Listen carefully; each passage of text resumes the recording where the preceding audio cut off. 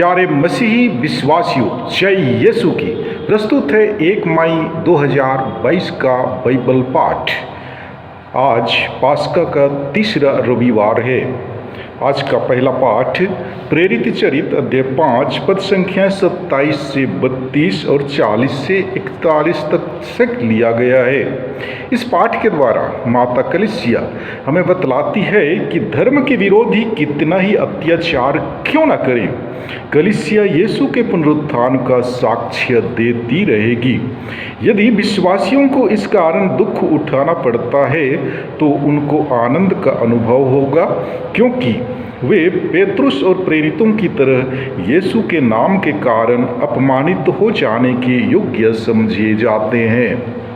वचन कहता है, प्रधान याजक ने प्रेरितों से कहा, हमने तुम लोगों को कड़ा आदेश दिया था कि वह नाम लेकर शिक्षा मत दिया करो, और तुम लोगों ने यरूशलेम के कोने कोने में अपनी शिक्षा का प्रचार किया और उस मनुष्य की हत्या की जिम्मेवारी हमारे सिर पर मढ़ना चाहते हो। इस पर पेतरुस और अन्य प्रेरितों ने यह उत्तर दिया, मनुष्यों की अपेक्षा ईश्वर की आज्ञा का पालन करना अधिक उचित है।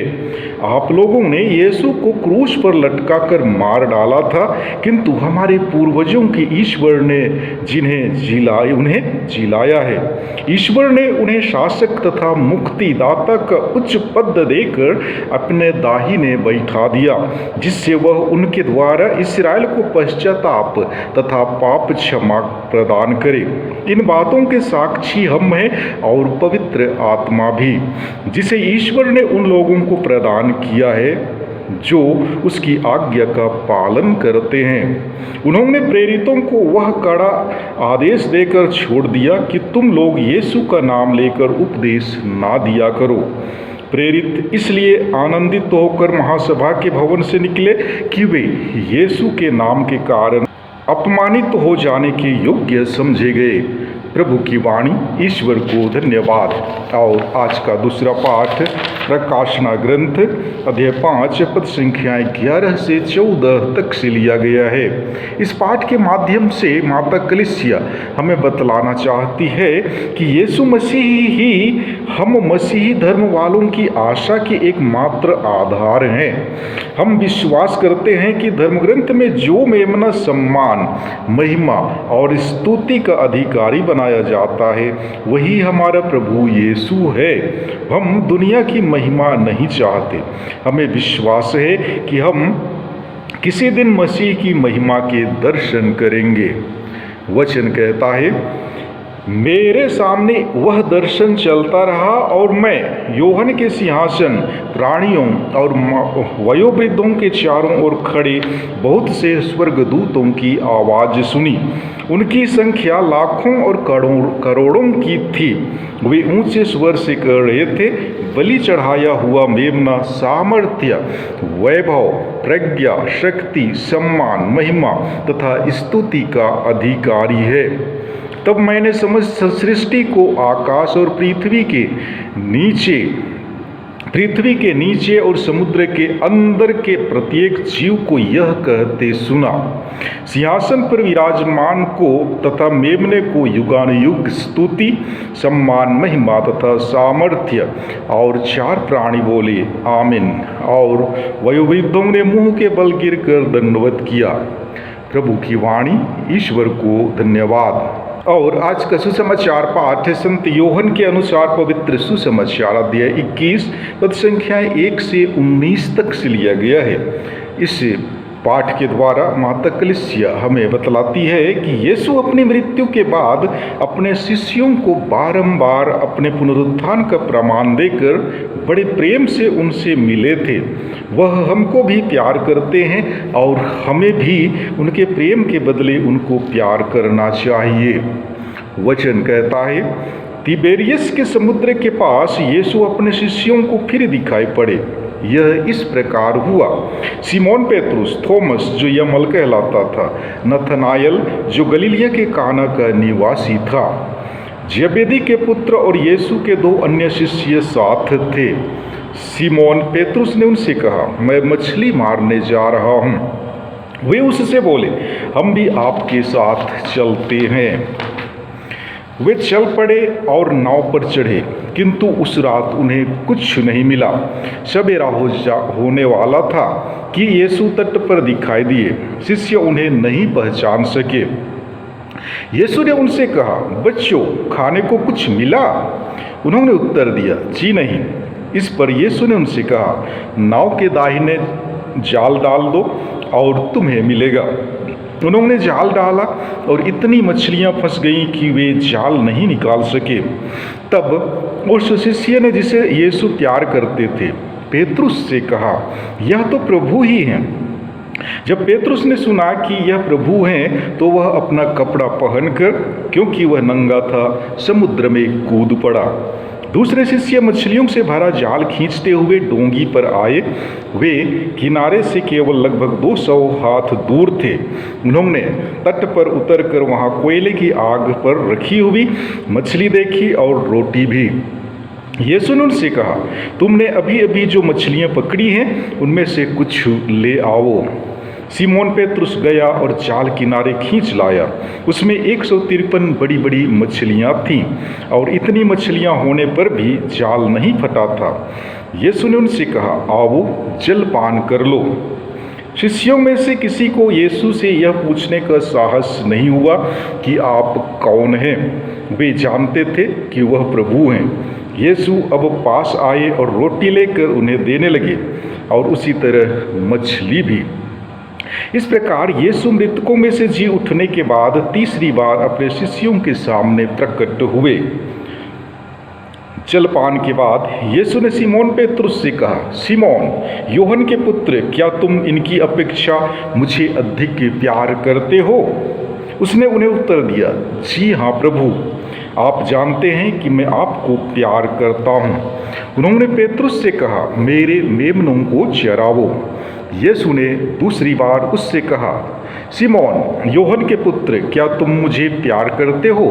उसने उत्तर दिया, जी हाँ प्रभु, आप जानते हैं कि मैं आपको प्यार करता हूँ। उन्होंने पेतरुस से कहा, मेरी भेड़ों को चराओ। यीशु ने तीसरी बार उससे कहा, सिमोन, यूहन्ना के पुत्र, क्या तुम मुझे प्यार करते हो? पेतरुस को इससे दुख हुआ कि उन्होंने तीसरी बार उससे यह पूछा, क्या तुम मुझे प्यार करते हो? और उसने यीशु से कहा, प्रभु, आपको तो सब कुछ मालूम है। आप जानते हैं कि मैं आपको प्यार करता हूँ। यीशु ने उससे कहा, मेरे मेमनों को चराओ। मैं तुमसे कह देता हूँ, जवानी में तुम स्वयं अपनी कमर कसकर जहाँ चाहते थे वहाँ घूमते फिरते थे, लेकिन बुढ़ापे में तुम अपने हाथ फैला दोगे और दूसरा व्यक्ति तुम्हारी कमर कसकर तुम्हें वहाँ ले जाएगा जहाँ तुम जाना नहीं चाहते। इन शब्दों से यीशु ने संकेत किया कि किस प्रकार की मृत्यु से पेतरुस द्वारा ईश्वर की महिमा का विस्तार होने वाला है। यीशु ने अंत में पेतरुस से कहा, मेरा अनुसरण करो। प्रभु का सुसमाचार। हे ख्रिस्त, तेरी स्तुति हो। प्यारे मसीही विश्वासियों, मई महीना माता मरिया को समर्पित महीना है, पर आज हम श्रमिक दिवस के रूप में इस दिन को सारे संसार के साथ ही याद करते हैं। हम और हमारे भाई बहन सभी काम करते हैं। घर के सभी सदस्यों की आर्थिक, बौद्धिक, लौकिक सभी सुख सुविधाओं के लिए निछावर होते हैं। संत योसेफ पवित्र परिवार के लिए समर्पित था। अपने श्रम द्वारा यीशु तथा माता मरिया की देख रेख की। हम भी अपनी आर्थिक तंगी से निकलने के लिए काम करते हैं। संत जोसेफ दाऊद के घराने के एक समर्पित व्यक्ति थे। संत मरियम का शुद्ध वर्ण और प्रभु यीशु के वे पालक पिता थे। बढ़ाई का काम करके पवित्र परिवार का पालन पोषण करते थे। एक साधारण बढ़ई कितना कमाता होगा कि वह परिवार का पालन पोषण कर सके। अर्थात भला और ईमानदार संत जोसेफ कठिन परिश्रम की रोटी कमाता और परिवार चलाता था, जिसमें प्यार, शांति और खुशी थी। संत जोसेफ को हम एक चरवाहा, रक्षक और पिता कह सकते हैं। वे हमारे लिए एक आदर्श ख्रिस्तीय पिता हैं। आज श्रमिकों के पर्व पर श्रम पर विचार करते हुए कह सकते हैं कि महान व्यक्ति कड़ी मेहनत करते हैं और उनकी कड़ी मेहनत का मतलब धन कमाना नहीं होता है, बल्कि जीवन में अपने स्वप्न को साकार करता तथा दुनिया को जीने लायक बनाता है। यह ईश्वर की योजना है कि हम अपने हाथों से एक कुर्सी बनाएं या एक महागिरजाघर बनाएं। हम अपने हाथों से फल उत्पन्न करते हैं जो हमारे हृदय और मन की उपज है। मनुष्य परिश्रम करता और ईश्वर फल देता है। उत्पत्ति ग्रंथ अध्याय 3 पद संख्याएं 17 और 19 में हम पाते हैं कि तुम जीवन भर कठोर परिश्रम करते हुए उससे अपनी जीविका चलाओगे। तुम तब तक पसीना बहाकर अपनी रोटी खाओगे जब तक तुम उस भूमि में नहीं लौटोगे जिससे तुम बनाए गए हो। हम जो भी खाएं या पिएं या जो कुछ भी करें, हम ईश्वर की महिमा के लिए करें। सब लोग सर्वसाधारण श्रम की मर्यादा को पहचानें। संत जोसेफ की मध्यस्थता से हम सभी श्रम करने वालों के लिए विशेष प्रार्थना करें। प्यारे भाइयों एवं बहनों, यीशु संघ के संस्थापक संत इग्नाशियस लोयोला अपनी छोटी पुस्तिका में याद दिलाते हैं कि पिता ने 6 दिनों तक काम किया। सृजन का काम आज भी हमारे लिए काम कर रहे हैं, पवित्र आत्मा के द्वारा हमें प्रेरणा देते हैं। अतः आज जब हम मजदूरों को याद कर रहे हैं तो हमारी सेवा में लगे तमाम लोगों की भी याद करें। डॉक्टरों का जो हमारे स्वास्थ्य के लिए समय देते हैं, मोची का जो हमारे जूते ठीक करते हैं, दाई हमें नाना प्रकार की सेवा देती हैं। सारे लोग जो हमारे आसपास अपनी सेवा देकर हमें प्रभु से जोड़ते हैं, हम उन्हें धन्यवाद दें, उनके लिए प्रार्थना करें और श्रम की महत्ता को दूसरों को भी बता सकें। प्यारे मसीही विश्वासियों, आज पास्का का तीसरा रविवार है। आज के सुसमाचार में हम प्रभु यीशु के तीसरे दर्शन के विषय में सुनते हैं जिसे उन्होंने सामूहिक तौर से अपने शिष्यों को अपने जी उठने के बाद दिया था।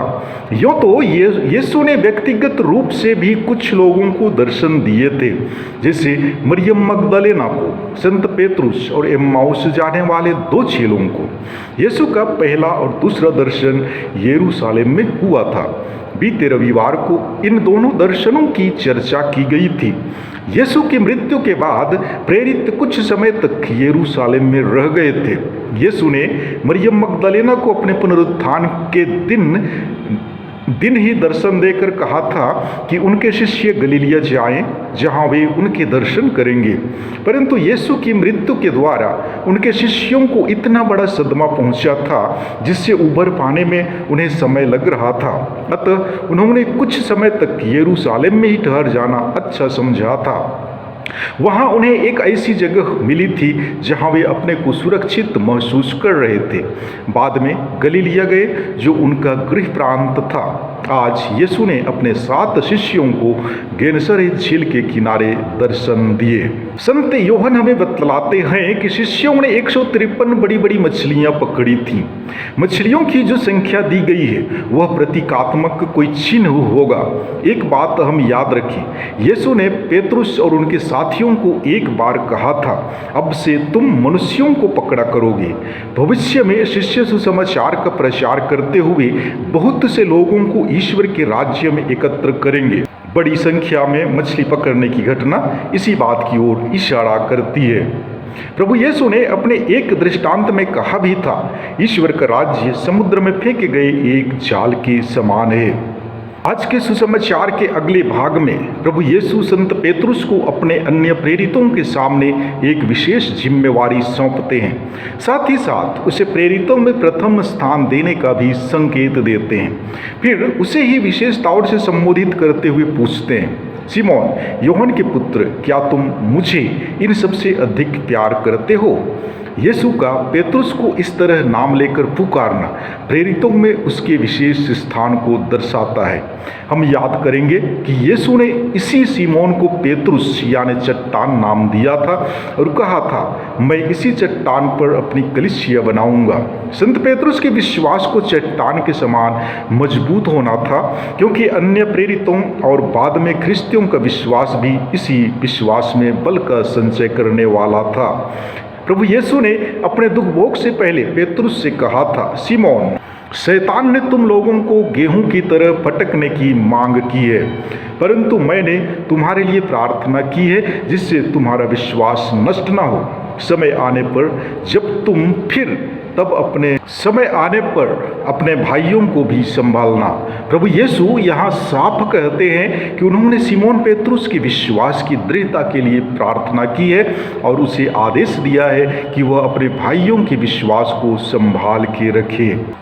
प्यारे भाइयों एवं बहनों, आज के पहले पाठ में जो प्रेरित चरित्र से लिया गया है, हम देखते हैं कि प्रेरित निर्भीकता और बड़े साहस से यीशु के पुनरुत्थान की घोषणा करते हैं। प्रधान याजक उन्हें यीशु नाम का प्रचार करने से मना करते थे, परंतु कड़े आदेश के बावजूद वे यरूशलेम के कोने कोने में यीशु की शिक्षा का प्रचार करते रहे। यह पेंतेकोस्त के बाद का समय था। पेंतेकोस्त के दिन प्रेरित पवित्र आत्मा के वरदानों से संपन्न हो चुके थे। अपने विरोधियों के लिए उनका जवाब होता था, हम मनुष्यों की आज्ञा की अपेक्षा ईश्वर की आज्ञा का पालन करना अधिक उचित समझते हैं। जब प्रेरितों को अपनी शिक्षा के कारण कोड़ों की मार खानी पड़ती थी, तब वे अपने दिल में आनंद का अनुभव करते थे और इसे अपना गौरव समझते थे कि उन्हें प्रभु यीशु के कारण अपमानित तो होना पड़ा। इसी भावना से ओतप्रोत होकर संत पेतरुस अपने पहले पत्र में कहते हैं, यदि आपको धार्मिकता के कारण दुख सहना पड़ता है तो आप धन्य हैं। फिर आगे वे कहते हैं, बुराई करने की अपेक्षा भलाई करने के कारण दुख भोगना कहीं अधिक अच्छा है।